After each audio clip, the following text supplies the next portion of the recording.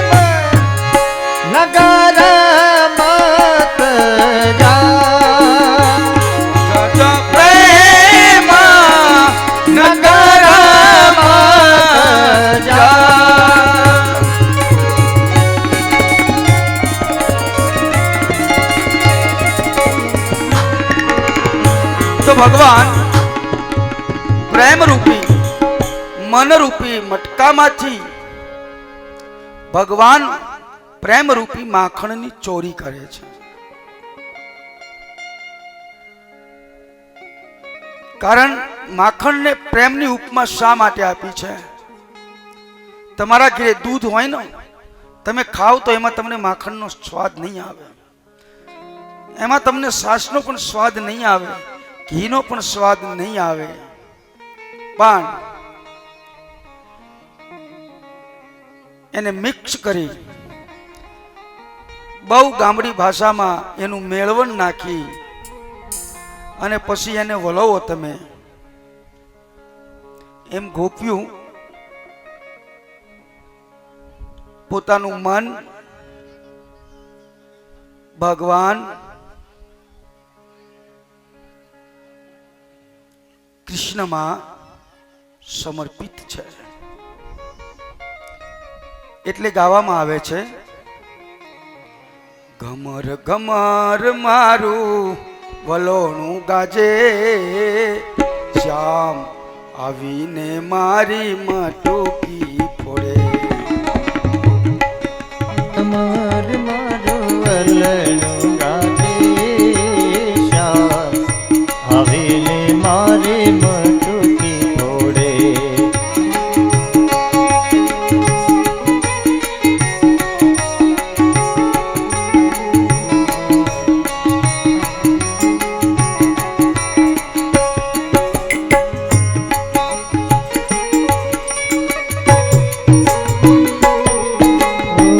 4-5 કુવાડિયા ટોળ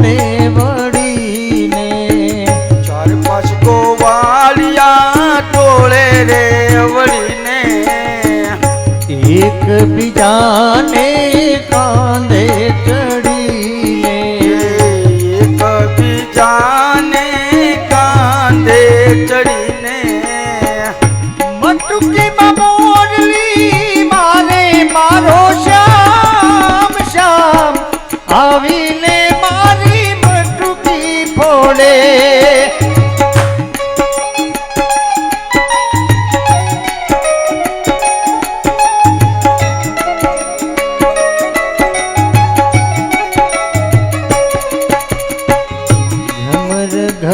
આ બાજુ ગોપીઓ માખણ ઉતારે છે પણ એની પ્રોસેસ છે સાહેબ, જેમ મટકામાં વલોણું હોય અને એને વલોવામાં આવે એમ મનનું વલોણું કરી અને આને વલોવામાં આવે ને સાહેબ, તો આમાંથી પ્રેમ તત્વ પ્રગટ થાય છે. બધા જ મિત્રોને ભગવાન કૃષ્ણ ખૂબ જ પ્રેમ કરે છે. ભગવાન કૃષ્ણ માખણ ખાતા નથી પણ બધાને ખવડાવે છે, વાનરોને પણ ખવડાવે છે. શું કામ? મારા આગલા જન્મમાં તમે મારું બહુ સેવા કરી છે, તમે મારું બહુ કામ કર્યું છે, એટલે આ જન્મમાં હું તમને ખવડાવું છું.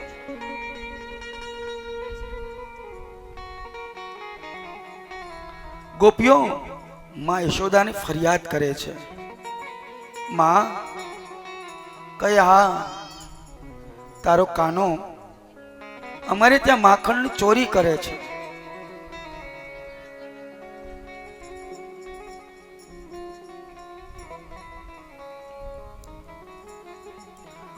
ગોપીઓ જ્યારે માને ફરિયાદ કરે છે ને, માં યશોદા કહે છે, બેટા ચોરી શા માટે કરે છે? ચોરી ના કરાય બેટા. ભગવાન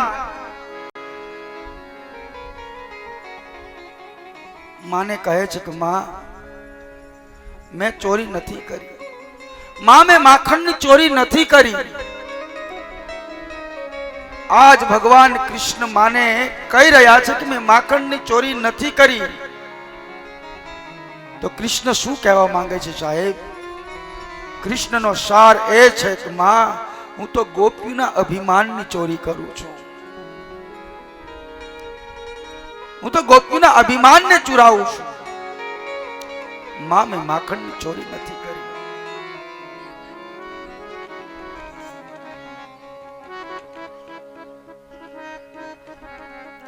मैया मोरी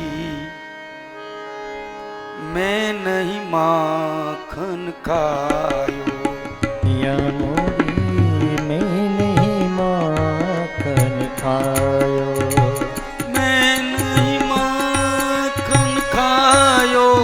मैया मोरी मैं नहीं माखन खायो, मैया मोरी मैं नहीं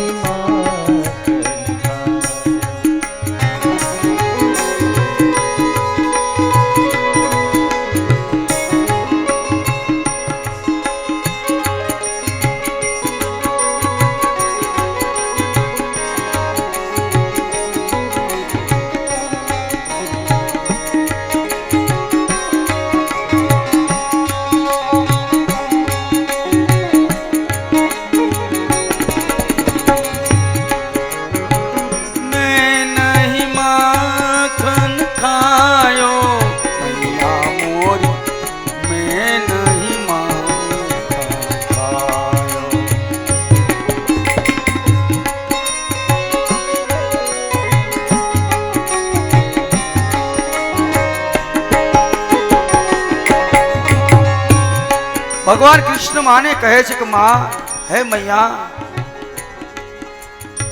मैंने माखन की चोरी नहीं की है. वारंवार गोपी फरियाद करे छे माने, पण माँ कहे छे के मारो लालो चोरी ना करे.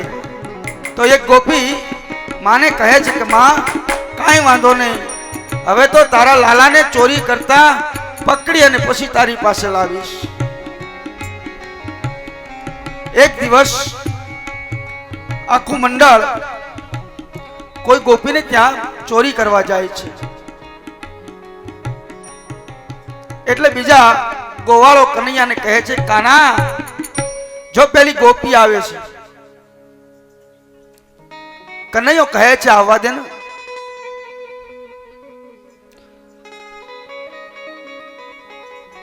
ગોપી જોવે એમ કનૈયો માખણની ચોરી કરે છે સાહેબ. અને ગોપી કાનાને પકડી લે છે. પછી એક ગોપીનો એક બાળક, એનું પોતાનું સંતાન ગોપીને કહે છે કે માં, કાનાને છોડી દે, એની માં પાસે ન લઈ જઈશ, એને વટશે. ગોપી કહે, આજ તો એને છોડવો જ નથી.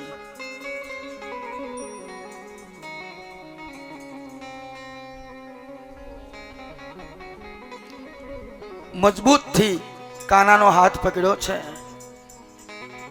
આજ કનૈયાને લઈ ગોપી માં અશોદાની પાસે જાય છે. રસ્તામાં કનૈયો ગોપીને કહે છે, ગોપી કહે, હા તે મને એટલો જોરથી પકડ્યો છે ને, મારો આ હાથ છોડી દે અને આ હાથ પકડી લે તો હાથ બદલાવો પડે. એટલે પાછળ એ ગોપીનો જ દીકરો હતો. જ્યાં ગોપી કનૈયાનો હાથ બદલાવે છે એટલે કનૈયો પાછળથી નીકળી જાય છે, એના જ દીકરાનો હાથ પકડાવી દે છે. ગોપીને તો એમ જ કનૈયો છે, પણ એટલી વારમાં તો કનૈયો મા પાસે છે.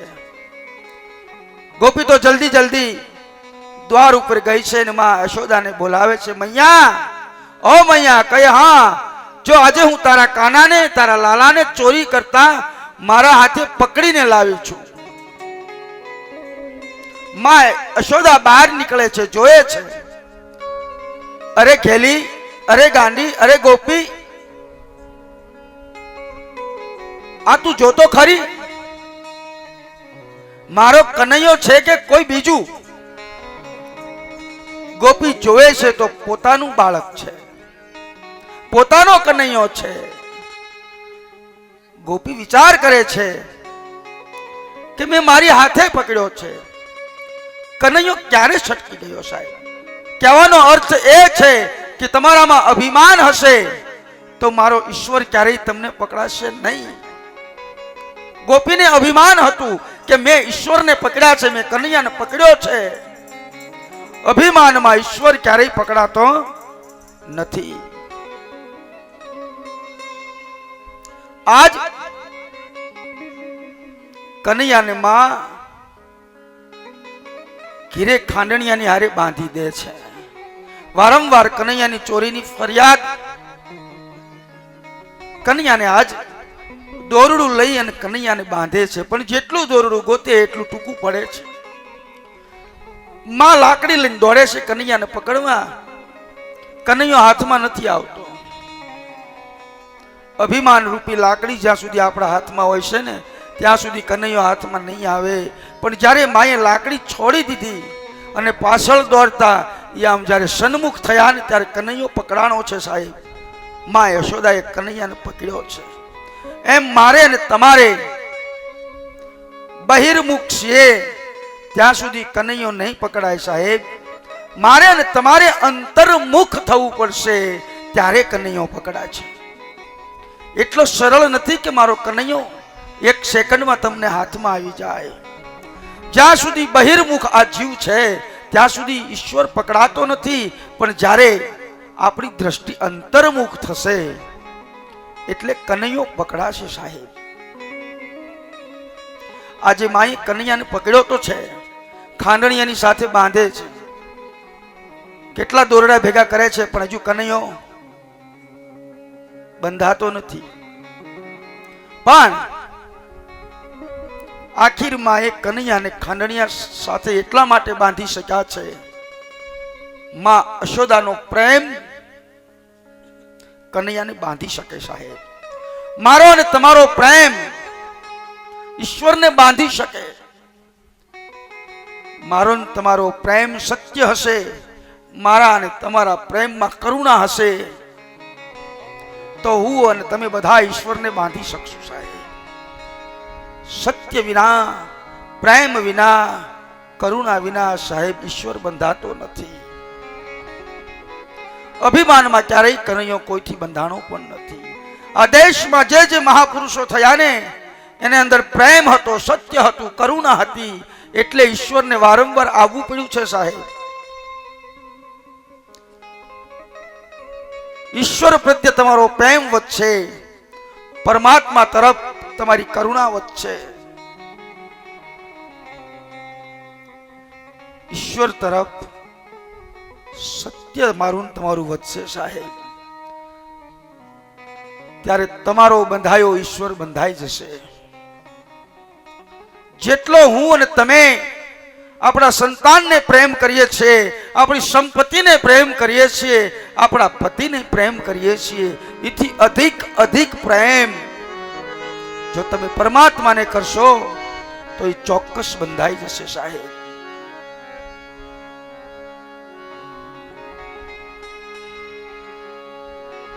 માએ કનૈયાને ખાંડણિયાની હારી બાંધ્યો છે, પણ આ મૂળ ભગવાનની એક પરમાત્માની લીલા છે. કઈ લીલા કરે છે? ભગવાન નારદજીએ